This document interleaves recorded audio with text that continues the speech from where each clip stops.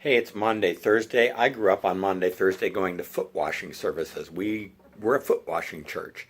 That's a church where you actually go and you wash each other's feet.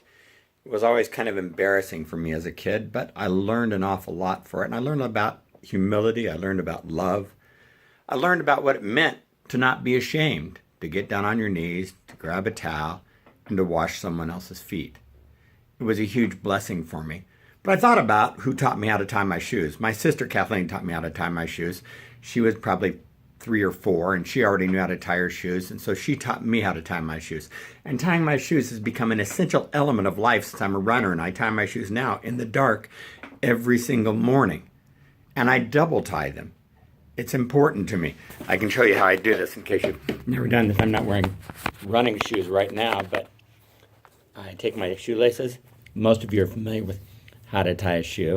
I'm wearing some Bucks today that I really like. So I just tie the way most of us would tie a shoelace, like that. But on my running shoes, I always double tie them, which just means calls for another overhand knot.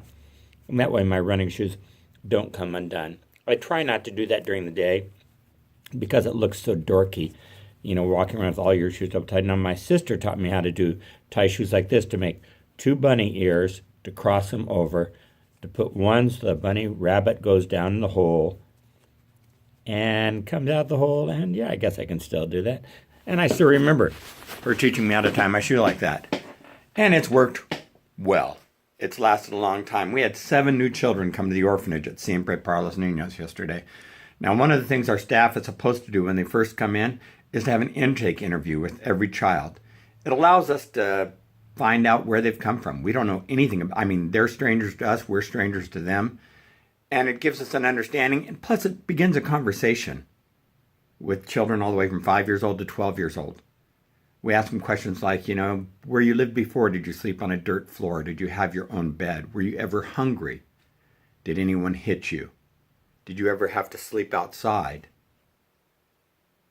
What are some of the things that have happened in your life? And there's a long list of questions that some of them are really, really personal, and it would be really easy for a child just to cry all the way through some of it. Do you miss your mom? How long since you've seen your mom? Do you miss your dad? What happened to your family? Why do you think that you've come here to Siempre para los Niños? How has this come about? So that we have an understanding of what they think is happening as well. But I think one of the questions I would put on the intake interview now, and since I'm the guy who wrote this in the beginning, and we all sat down and started talking about it, and they put in questions, staff there, and our other leaders put in questions, I would put in this question: do you know how to tie your shoes?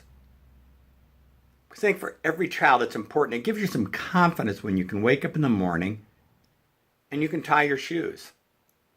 I used to love to wear slip-on shoes all summer long just simply because I didn't have to tie them. I still enjoy wearing slip-on shoes at the boat. I wear Sperry topsiders around the house.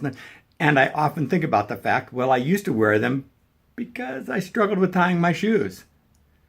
Now, I start off every single day with a little bit of confidence. I can tie my shoe. I hope I don't forget how the older I get.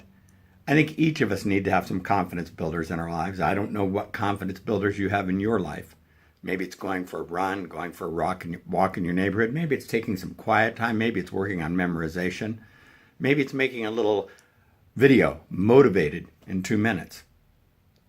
But whatever it is, I think it never hurts to have a little bit of humility into it on this Monday, Thursday. Monday just simply means commandment. It's mandated. It's from the Latin. And Jesus Christ, when he washed your feet, he mandated that if I, your Lord and teacher, and this is so, wash your feet, how much more should you wash one another's feet? Doesn't sound much like the Christian church today, does it?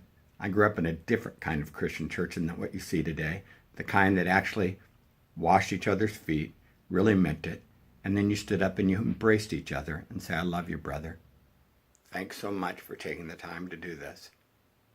And focused on humility and focused on love so that we could have the confidence to go out and love and be humble in the world all around us that didn't teach that. If you need to have a confidence builder today, why not look at your shoelaces and try to remember who taught you how to tie your shoes. Thank God for them. I'm thankful for my sister. Live in humility when you tie your shoes, and begin your day with a bit of confidence in it. And if not tying your shoes, maybe yoga. That would be a good thing. I try to do stretching. All of us need a confidence builder when we start our day. But that confidence builder shouldn't make us cocky. It should remind us of the love and humility that we all have been given. It's a gift. You're amazing, and I believe you can be the miracle in your world today. Hey, don't forget Easter services this Sunday. If you don't come to Central Community, go to church in your neighborhood. Go to church someplace. Don't go someplace where they're going to have a big video screen and someone's doing that and you can't find a parking. Go to church where you're going to be noticed, where you're going to see, and you're going to be loved. Come out here to Central Community. I can't imagine how cool it would be to have just random people walk up that I hadn't seen for years and be here for church. I love that about Easter. Come on out to Central Community. It would be fun to see you. Whatever you do, know that God created you to be the miracle in your world today. Be the miracle that God created you to be. Don't be afraid to subscribe, to share, tie your shoes. Thanks, Kathleen, for teaching me. Have a great evening.